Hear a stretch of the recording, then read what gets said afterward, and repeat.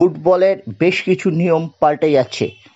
এতক্ষণ কোনো গোলরক্ষক সময় নষ্টের জন্য 6 সেকেন্ডের বেশি বল বক্সের মধ্যে হাতে রাখলে প্রতিপক্ষ দল ইনডাইরেক্ট ফ্রি কিক পেত এবং ইনডাইরেক্ট ফ্রি কিকে মানব পাঁচিল থেকে গোল খুবই কমই এসেছে।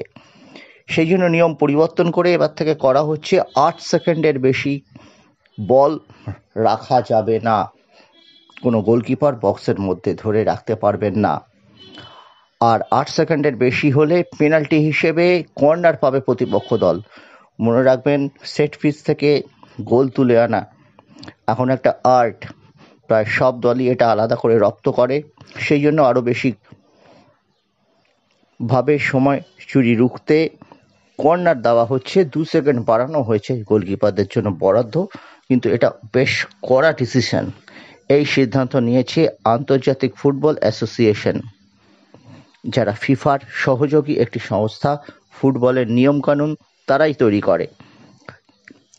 ফুটবলে পিছিয়ে পড়া দেশগুলিতে ভার এখনও চালু করা যায়নি। ভার চালু করার জন্য প্রচুর অর্থের প্রয়োজন। সেই জন্য অনেকটা ক্রিকেটের ধরনে এবার থেকে কোনো বিতর্কিত সিদ্ধান্ত হলে কোচ দুবার আপিল করতে পারবেন ফিল্ড রেফারির কাছে। তিনি ভিডিও অ্যানালিস্টের সঙ্গে কথা বলবেন, কথা বলে ওয়াকি টকিতে কথা বলে যদি সিদ্ধান্ত পরিবর্তন করা হয়, সেই সিদ্ধান্ত পরিবর্তন করা হবে।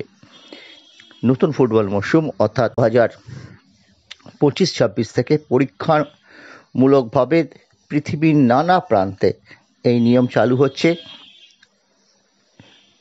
তবে গোলরক্ষকদের হাতে 8 সেকেন্ডের বেশি বল রাখার ব্যাপারটি গোটা বিশ্বেই চালু করতে চাইছে ফিফা।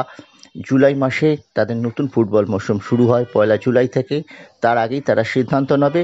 তবে এই ভিডিও অ্যানালিস্টের ব্যাপারটা গোটা দেশের প্রিমিয়ার লিগে চালু করার জন্য কোনো নির্দিষ্ট ফতোয়া দিচ্ছে না। তারা সেটা ছেড়ে দিচ্ছে সংশ্লিষ্ট ফেডারেশন কিংবা আয়োজক সংস্থার ওপর। এটাই ছিল বিশ্ব ফুটবলে নিয়ম পরিবর্তনের ক্ষেত্রে খুব বড় একটা আপডেট।